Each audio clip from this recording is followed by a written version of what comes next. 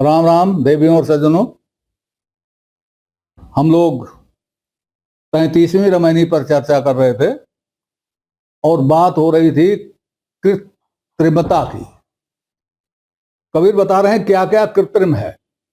कृत्रिम तो बहुत सी चीजें हैं, लेकिन वह उन चीजों को बता रहे हैं जिनको हम कृत्रिम नहीं मानते। उनका ध्यान उसी पर है, बाकी से उनसे क्या मतलब। तो कहते हैं कृत्रिम सोजु गर्भ अवतरिया, कृत्रिम सोजु नाव जस धरिया। नामकरण होता है और बाद में यशोगान होता है। ये सब कृत्रिम है। किसका नाम, किसका यशोगान? जो पैदा हुआ। तो जो पैदा हुआ वही कृत्रिम है, तो उसका यशगान नामकरण सब कृत्रिम है। भाई पैदा हुआ, अब उसका आपने एक नाम रख दिया। कैसे रख दिया नाम भाई? अरे उसको कुछ देखते, उसमें कुछ होता, उसके अनुसार नाम रखते। उसके अनुसार तो नाम रखा नहीं जाता। तो कृत्रिम सोजु गर्भ अवतरिया, कृत्रिम सोजु नाव जस धरिया, कृत्रिम सुनित और जनेऊ। सुनित सुन्नत, सुन्नत भी कृत्रिम है। तो स्पष्ट है किया जाता है, सुन्नत किया जाता है। सुन्नत जैसे संस्कार होते हैं, उसी तरह का प्रमुख संस्कार सुन्नत है इस्लाम में। बिना सुन्नत के कोई मुसलमान नहीं होता, यूं समझ लीजिए आप। जैसे बिना जनेऊ के कोई ब्राह्मण नहीं होता, वैसे बिना सुन्नत के कोई मुसलमान नहीं होता, ये समझ लीजिए आप। और इसीलिए हमारी जानकारी के अनुसार, मेरी जानकारी के अनुसार, अगर किसी हिंदू ने या किसी क्रिश्चियन ने इस्लाम स्वीकार किया है, कलमा पढ़ा है और सब कुछ करता है, तो भी वह हज करने का अधिकारी नहीं है, क्योंकि उसकी सुन्नत नहीं हुई है। ऐसे का लड़का अगर उसकी सुन्नत हुई है तो वह हज करने का अधिकारी है। लेकिन पिता जिसने इस्लाम स्वीकार कर लिया है, बाद में उसकी सुन्नत नहीं हुई, इसलिए वो हज करने का अधिकारी नहीं है। तो यह है सुन्नत। तो यह बहुत बड़ा संस्कार है। तो कृत्रिम सुन्नत, सुन्नत भी कृत्रिम है। सुन्नत में क्या किया जाता है आप जानते हो, बताने की जरूरत नहीं है। और जनेऊ, यहां हिंदुओं में जनेऊ जैसे होता है आप जानते हो, जैसे मेंटेन किया जाता है आप जानते हो, वो सब कृत्रिम है।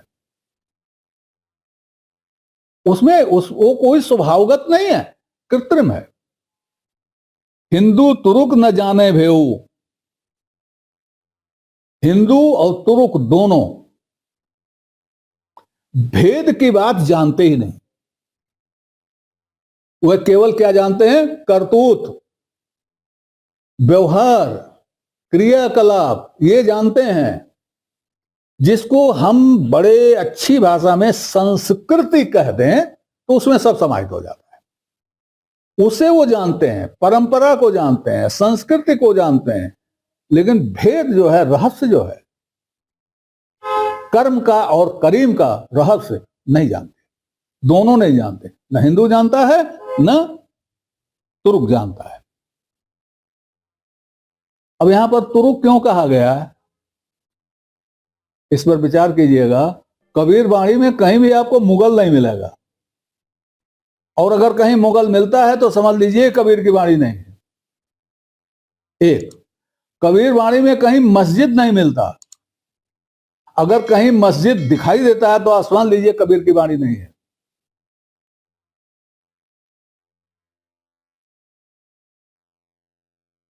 यहां तक कि गोस्वामी तुलसीदास जी के समय में भी मस्जिद शब्द पॉपुलर नहीं हुआ था, मस्जिद शब्द ही चलता था। उन्होंने मस्जिद शब्द का प्रयोग किया। तो कृत्रिम सुन्नति और जनेऊ हिंदू तुर्क न जाने भेऊ, मन मुसले की जुगत न जाने। मन को समझाने की, मन को समझने की, मन को समझाने की, मन को व्यवस्थित करने की युक्ति उनको आती ही नहीं। मन मुसले की जुगत न जाने, मत भूले दो दीन बखाने। वह मत के भूले हुए हैं, वह मत के भूले हुए हैं और दो दीन, दो हुए हिंदू तुर्क, अपने अपने दीन का बखान करते घूमते। वह मत के भूले हुए हैं, अपने अपने दीन की बखान करते हैं। इस तरह से दो दीन बना लिया उन्होंने, जबकि दीन तो दो है ही नहीं, दीन तो एक ही है। सारे मनुष्यों का दीन एक ही है, सारे मनुष्यों का ईश्वर भी एक ही है, सारे मनुष्यों का ब्रह्म एक ही है, सारे मनुष्य एक ही तरह से पैदा होते हैं इत्यादि। तो मत भूले द्वय दीन बखाने, द्वय शब्द यहां, मत भूले दीन बखाने नहीं, मत भूले द्वय दीन बखाने। एक का दो कर रहे हैं, दो का तीन कर रहे हैं, तीन का चार कर रहे हैं। आगे, पानी पवन संजोए कर किया है उत्पात।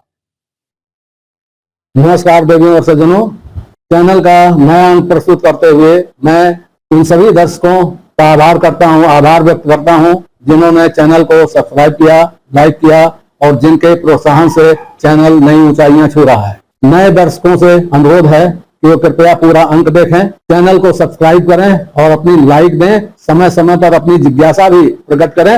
इसके लिए हम आपके आभारी रहेंगे। शुभम भूयात। नमस्कार। पानी और पवन मिला करके, अर्थात पंचतत्व। कबीर चार ही मानते हैं, खैर पंचतत्व मिलाकर यह उत्पत्ति की है, यह उत्पत्ति की है। सुन में शब्द समाएगा तब कासन कहिए जात। और ये पवन और पानी और ये उत्पत्ति, ये जो चलायमान हुई, इस नाते इसको जगत कहा गया। इसमें गति है इसलिए इसको जगत कहा गया। तो जब इसमें गति है तो इसमें शब्द है, और शब्द है तो शब्द आसमान में रहता, शून्य में रहता है। शब्द का स्थान आकाश है, आकाश मतलब शून्य। तो यहां तक दौड़ा के कबीर कहते हैं शून्य में शब्द समाएगा।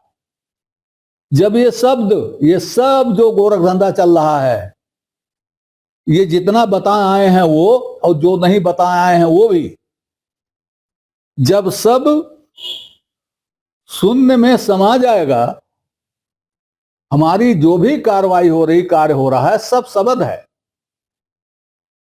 सब आवाज है, शब्द है, कुछ होता है इससे,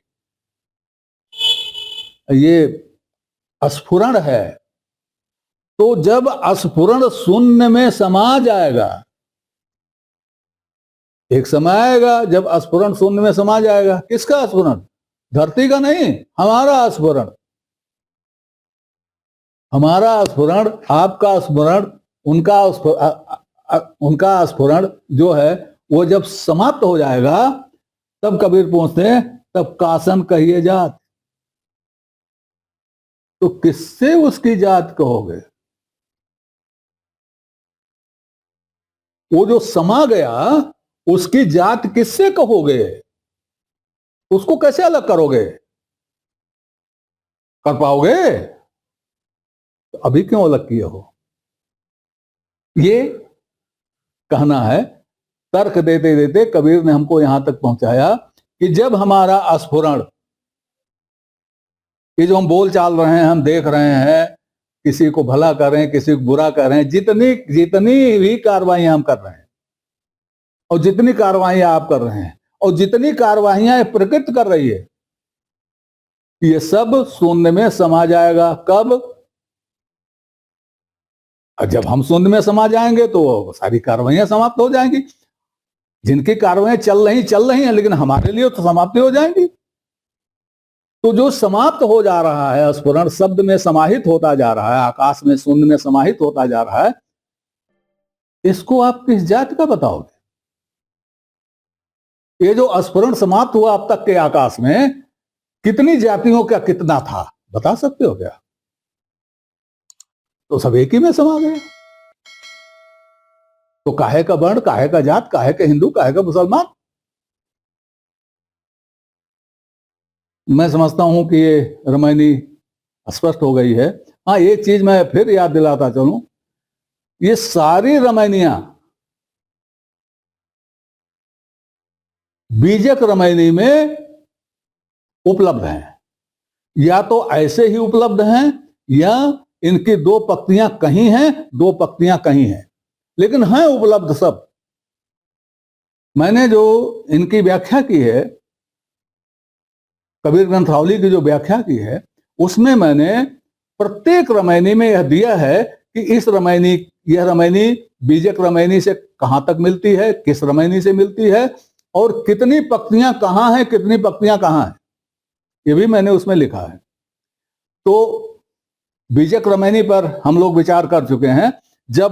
जब इस पर विचार करते हैं तो आपको याद आएगा, ये तो मैंने कहीं सुना है, ये पिछली बीजक रामायणी में आपने सुना होगा। तो ये इसको हमेशा देखा कीजिए। इससे क्या होगा कि आपका जो चिंतन होगा वो अपने आप आगे बढ़ेगा। अब चलते हैं अगली रामायणी पर, 34वीं रामायणी पर। ये भी इसी लाइन पर है। एक पाठ करते हैं। तुर्की धर्म बहुत हम खोजा,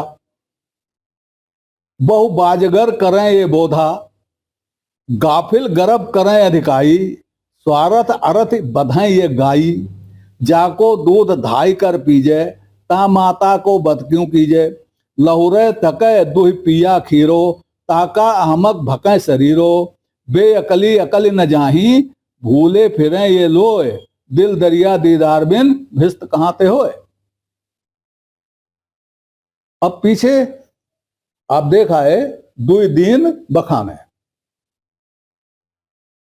अब कबीर यहां एक दीन की बात कर रहे हैं, एक धर्म की बात कर रहे हैं, और उसका नाम ये क्या दे रहे हैं, उस धर्म का नाम क्या दे रहे हैं? तुर्की। तुर्की धर्म कोई धर्म है क्या? विचार कीजिए। तो कबीर ने बेकारे लिख दिया क्या?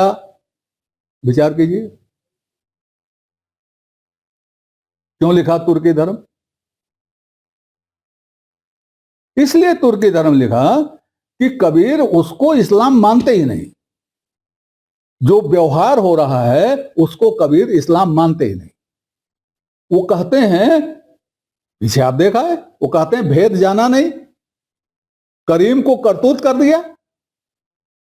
इसका मतलब जो हो रहा है वह इस्लाम नहीं है।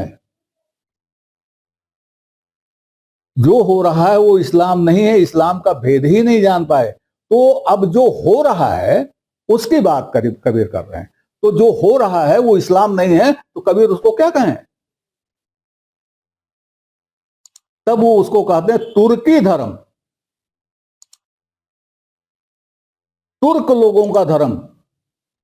कबीर के समय में यहां भारत में जितने मुसलमान थे सब तुर्क के थे, तुर्क वाले थे, और तुर्कों ने कन्वर्ट किया था।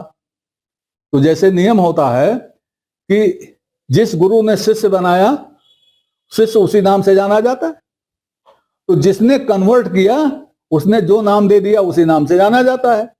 तुर्क ने कन्वर्ट किया, तुर्क नाम दिया, तो जो कन्वर्टेड हुए तुर्क हो गए। तो इसीलिए कबीर इसमें कह रहे हैं तुर्की धर्म। तो तुर्की धर्म तो कहीं होता नहीं है। कबीर उस धर्म की बात कर रहे हैं जो तुर्क लोग जिसका व्यवहार कर रहे थे, और कबीर के अनुसार वो इस्लाम नहीं था, क्योंकि वो इस्लाम वत व्यवहार नहीं कर रहे थे। मेरा ख्याल है तुर्की धर्म बहुत हम खोजा, स्पष्ट हो गया होगा। कबीर कहते हैं इसको हमने बहुत खोजा। खोजा क्या कहीं गायब था?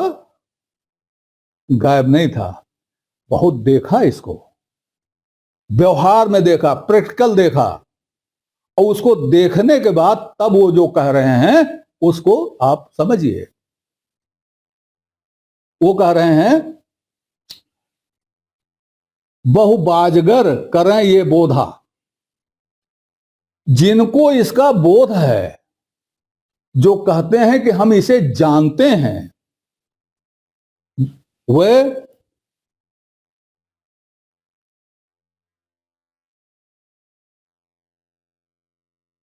जो इसको जानते हैं वह जानबूझकर अनुचित कार्य करते हैं। अब उनको इसीलिए इन्होंने बाजगर कहा। बाजगर और बाजीगर आप समझ लीजिए क्या कह रहे हैं। जो इनको इसको जानने का नाटक करते हैं वो वास्तव में बाजीगर हैं। वो ऐसे वैसे लोगों को समझाते हैं और खुद ऐसे वैसे समझते हैं। मतलब ये वह नहीं समझते जो इन्हें समझना चाहिए। अब ये हुआ तुर्की धर्म बहुत हम खोजा, बहु बाजगर करें ये लेखा, गाफिल गर्भ करें अधिकाई।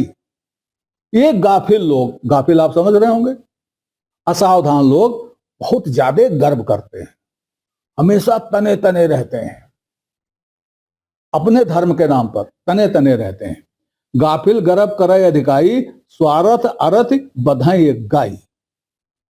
और अपने स्वार्थ के लिए एक गाय का वध भी करते हैं, अपने स्वार्थ के लिए गाय का वध भी करते हैं। कबीर पहले कह आए हैं बिस्मिल्लाह किन फरमाई, तहिया होते क्या गाई, कसाई नहीं होता था क्या होता था, तब बिस्मिल्लाह किन फरमाई। तो कबीर ये कहना चाहते हैं गाय का वध करना कहां लिखा है, कहां लिखा है तुम्हारे दिन में। तो वही कह रहे हैं कि स्वार्थ अर्थ बधाई ये गाय। स्वार्थ में ये गाय बंधते हैं, कोई धर्म वरम का मामला नहीं है गाय बंधने का, स्वार्थ में बंधते हैं। इस रामायणी में आज इतना ही। अगले अंक में इस रामायणी के शेष भाग पर वार्ता होगी। तब तक के लिए नमस्कार। आपसे निवेदन है कि श्रृंखला को अपनी लाइक दें, इसको सब्सक्राइब करें और कमेंट बॉक्स में जाकर अपनी टिप्पणी प्रस्तुत करें, अपनी जिज्ञासा व्यक्त करें, अपने प्रश्न पूछें। यथा समय आपकी जिज्ञासाओं और प्रश्नों का समाधान करने का प्रयास किया जाएगा। धन्यवाद।